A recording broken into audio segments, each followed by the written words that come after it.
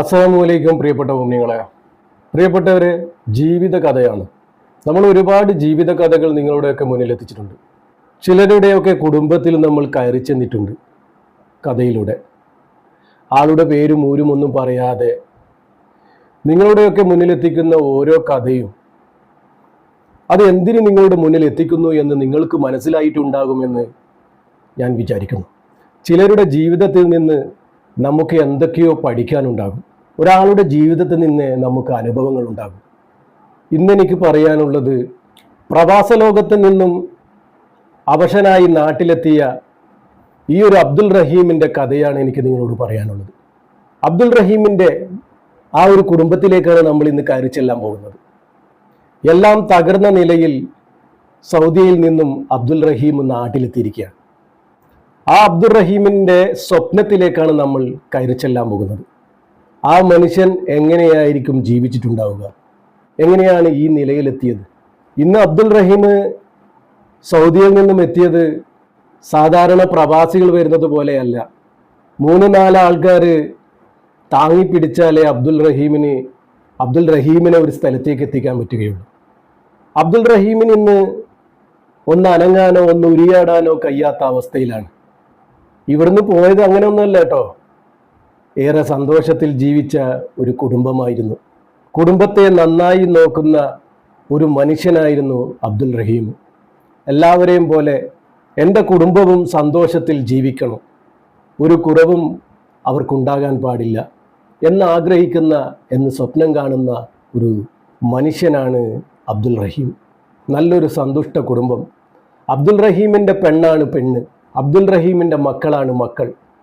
ഉപ്പയുടെ എല്ലാ വിഷമങ്ങൾക്കും പ്രയാസങ്ങൾക്കും ഒപ്പം കൂടെ നിൽക്കുന്ന നല്ലൊരു ഭാര്യയും മക്കളും. വാടക വീട്ടിലാണ് താമസം. നാട്ടിൽ അബ്ദുൽ റഹീമിൻ്റെ ജോലി ഡ്രൈവർ ജോലിയായിരുന്നു. വലിയ വിദ്യാഭ്യാസമൊന്നുമില്ലാത്ത അബ്ദുൽ റഹീം ഏറെ കഷ്ടപ്പെട്ടാണ് ആ കുടുംബം നോക്കുന്നത്. ഇന്ന് കുടുംബം നോക്കാതെ ഭാര്യമാരെ ജോലിക്ക് അയക്കുന്ന നല്ലവരായ ആണുങ്ങൾ ഇത് കേൾക്കണം. അബ്ദുൽ റഹീമിന് 2 ആൺമക്കളുണ്ട്. അബ്ദുൽ റഹീമിൻ്റെ ഏറ്റവും വലിയ ആഗ്രഹമായിരുന്നു ഒരു പെൺകുഞ്ഞ് എന്നുള്ളത്. അങ്ങനെ അബ്ദുൽ റഹീമിന് കൊടുത്തത് 2 ആൺമക്കളാണ്. ഏറെ ഇഷ്ടമായിരുന്നു പെൺമക്കളെ. ആ 2 ആൺമക്കളെയും നല്ല രീതിയിലായിരുന്നു വളർത്തുന്നതും പഠിപ്പിക്കുന്നതും. ഉപ്പയെ സപ്പോർട്ട് ചെയ്യുന്ന മക്കൾ, ഭർത്താവിനെ സപ്പോർട്ട് ചെയ്ത് കൂടെ നിർത്തുന്ന ഭാര്യ, എല്ലാം കൊണ്ടും അബ്ദുൽ റഹീം ഭാഗ്യവനാണ്. പക്ഷേ അബ്ദുൽ റഹീമിൻ്റെ കാര്യത്തിൽ അബ്ദുൽ റഹീം എന്നും നിരാശനാണ്. പഠിപ്പോ വിദ്യാഭ്യാസമോ ഒന്നുമില്ല. നാളെ എൻ്റെ മക്കൾ എങ്ങനെ ജീവിക്കുമെന്നാണ് അബ്ദുൽ റഹീം എന്നും ഓർക്കാറുള്ളത്. ജീവിതത്തെക്കുറിച്ച് ദീർഘവീക്ഷണമുള്ള ഒരു മനുഷ്യനാണ് അബ്ദുൽ റഹീം. അതുകൊണ്ട് തന്നെ എന്നും സ്വപ്നത്തിലായിരുന്നു തൻ്റെ മക്കളെക്കുറിച്ച്. തന്നെപ്പോലെ തൻ്റെ മക്കളാവരുത്. ഈ ഡ്രൈവർ ജോലി കൊണ്ട് എന്താക്കാനാണ്? എങ്ങനെയാണ് നല്ല രീതിയിൽ കുടുംബത്തെ നോക്കുക? വീട്ടിൻ്റെ വാടക കൊടുക്കണം. എല്ലാവരെയും പോലെ തൻ്റെ കുടുംബത്തെയും നല്ല രീതിയിൽ നോക്കണം. വളരെയേറെ നിരാശനായിരുന്നു അബ്ദുൽ റഹീം. പക്ഷെ ഭാര്യയുടെ ആ ഒരു സപ്പോർട്ടും മനക്കരുത്തുമാണ് അബ്ദുൽ റഹീമിനെ ജീവിപ്പിക്കുന്നത്. തൻ്റെ മക്കളുടെ അന്നം മുട്ടിപ്പോകുമോ എന്നുവരെ അബ്ദുൽ റഹീം ചിലപ്പോൾ ചിന്തിച്ചിട്ടുണ്ട്. ഡ്രൈവർ ജോലി ആയതുകൊണ്ട് തന്നെ ഉണ്ടെങ്കിൽ ഉണ്ടാകും, ഇല്ലെങ്കിലില്ല. എന്നാലും കുടുംബത്തെ പട്ടിണിയാക്കിയിട്ടില്ല. സന്തോഷത്തിൽ തന്നെ നോക്കിയിരുന്നു.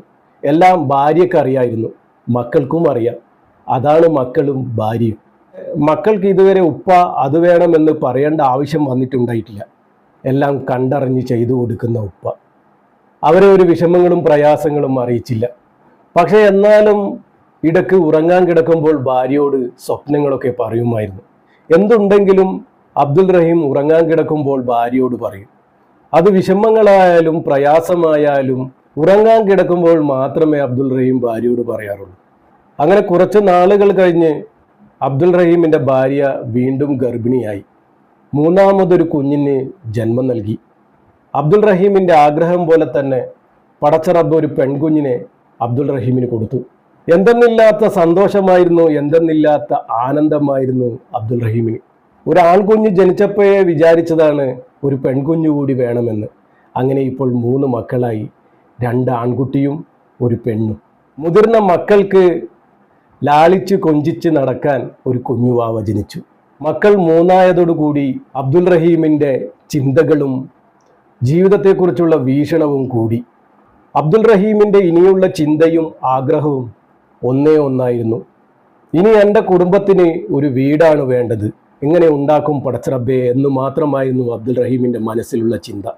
അവരെ നല്ല രീതിയിൽ വളർത്തണം, നല്ല രീതിയിൽ പഠിപ്പിക്കണം, പൊന്നുമോളെ പഠിപ്പിച്ച് ഒരു ഡോക്ടറെങ്കിലും ആക്കണം. വലിയ വലിയ ചിന്തകളാണ് കേട്ടോ. ഇതൊക്കെ ഭാര്യയോട് കിടക്കുമ്പോൾ പറയും. പക്ഷേ ഈ ജോലി കൊണ്ട് ഒന്നും ആവുകയുമില്ല. വേറെന്തെങ്കിലും ജോലി എടുക്കണമെങ്കിൽ എന്തെങ്കിലും ജോലി അറിയണമായിരുന്നു, അതും അറിയില്ല. 2 ആൺമക്കൾ വലുതാകണം, എന്നിട്ട് വേണം അബ്ദുൽ റഹീം രക്ഷപ്പെടാൻ. വേറൊരു വഴിയും അബ്ദുൽ റഹീം ആലോചിച്ചിട്ട് കിട്ടുന്നില്ല. അങ്ങനെ വേണ്ട 100 കൂട്ടം ചിന്തകളായിരുന്നു അബ്ദുൽ റഹീമിന്. ഈ ജോലി കൊണ്ട് ജീവിതം മുന്നോട്ട് പോകാത്ത അവസ്ഥ വരാൻ തുടങ്ങി. മക്കളുടെ അന്നം മുട്ടാൻ പാടില്ല, ആരുടെ മുന്നിലും കൈനീട്ടാനുള്ള അവസ്ഥ ഉണ്ടാകാൻ പാടില്ല. വലിയൊരു അഭിമാനിയായതുകൊണ്ട് തന്നെ വിഷമങ്ങളും പ്രയാസങ്ങളും ആരോടും അബ്ദുൽ റഹീം പറയില്ല. ആകെ പറയുന്നത് അബ്ദുൽ റഹീമിൻ്റെ ഭാര്യയോട് മാത്രം. അതും ഉറങ്ങാൻ കിടക്കുമ്പോൾ ഒരുപാട് സ്വപ്നങ്ങളും ആഗ്രഹങ്ങളും ഒക്കെ പറയുമായിരുന്നു ഭാര്യയോട്. അങ്ങനെ അബ്ദുൽ റഹീം ഒരു ദിവസം ഉറങ്ങാൻ കിടന്നപ്പോൾ പെട്ടെന്നാണ് അബ്ദുൽ റഹീമിന് ആ ഒരു ചിന്ത വന്നത്. ഈ കാലം അത്രയായിട്ടും അബ്ദുൽ റഹീമിന് തോന്നാത്തൊരു വിഷയം. ഒരു നിമിഷം പോലും മക്കളെയും ഭാര്യയും വിട്ടു നിൽക്കാത്ത അബ്ദുൽ റഹീം പറയാണ്, ഇനി ഇവിടെ നിന്നതുകൊണ്ട് രക്ഷയില്ല. നമ്മുടെ മക്കൾക്ക് നല്ലൊരു വീട്, നമ്മുടെ മക്കളുടെ നല്ലൊരു ജീവിതം, അതിനുവേണ്ടി ഗൾഫിലേക്ക് പോയേ പറ്റും. ഭാര്യയോട് ഇത് സംസാരിച്ചു. പെട്ടെന്ന് ഭാര്യയും ഷോക്കായി പോയി.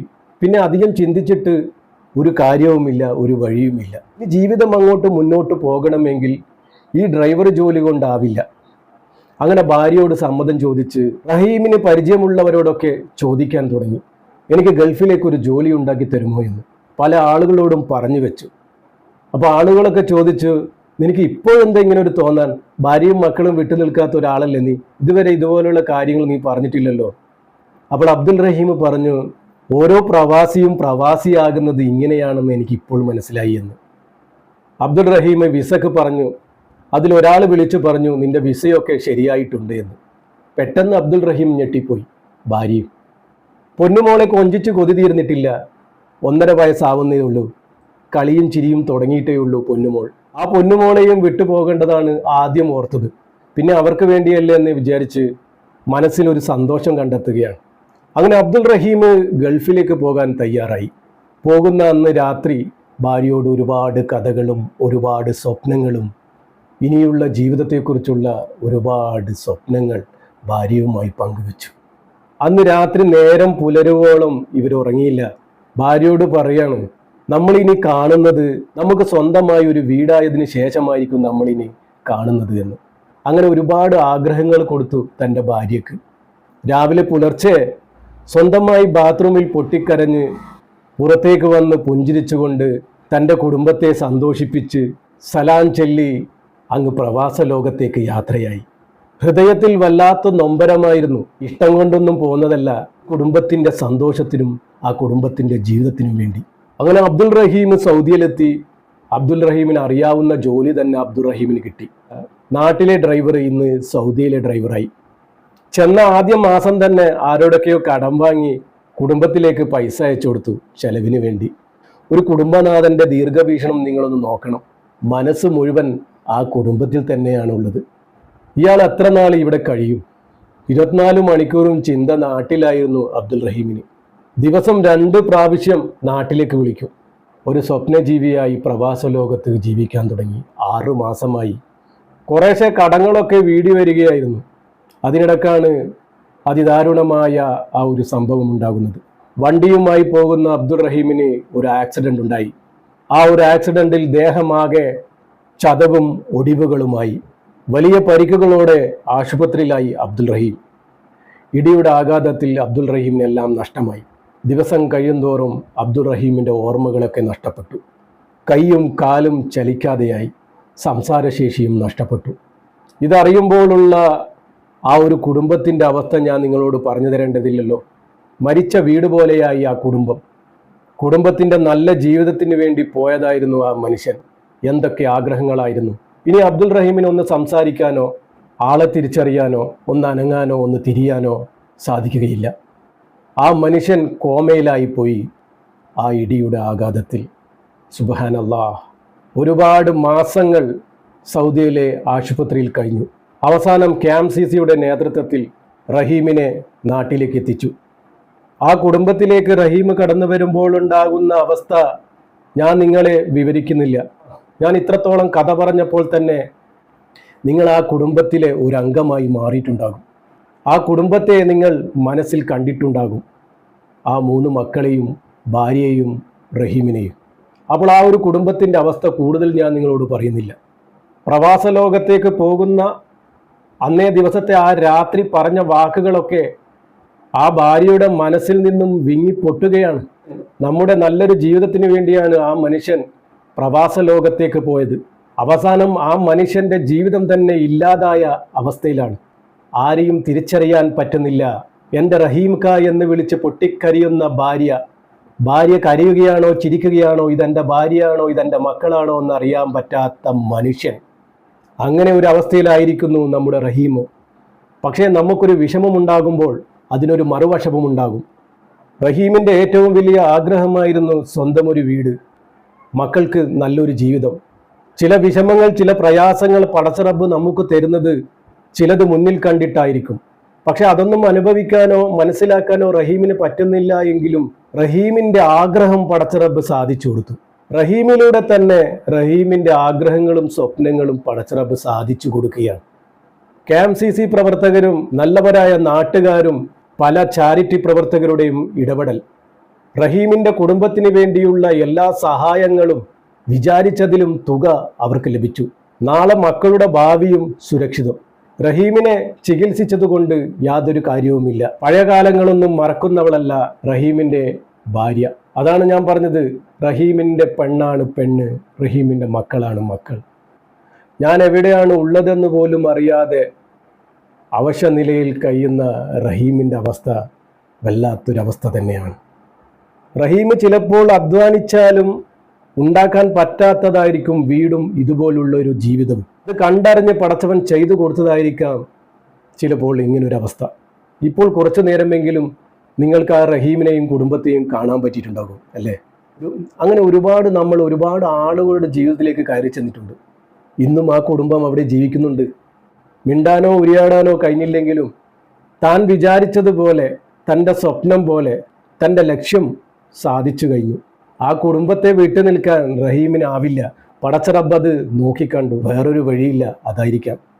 ഇനി റഹീം മിണ്ടണമെങ്കിൽ, ഒന്ന് ഉരിയാടണമെങ്കിൽ പടച്ചറബ്ബ് എന്തെങ്കിലും അത്ഭുതം കാണിക്കണം. ഡോക്ടർമാരൊക്കെ കഴിയൊഴിഞ്ഞതാണ്. പടച്ചറബ്ബ് എന്തെങ്കിലും വഴി കണ്ടിട്ടുണ്ടാകും. ഇൻഷാ അല്ലാഹ്. ദുആ വസിയത്തോടെ അസ്സലാമു അലൈക്കും വറഹ്മത്തുള്ളാഹി.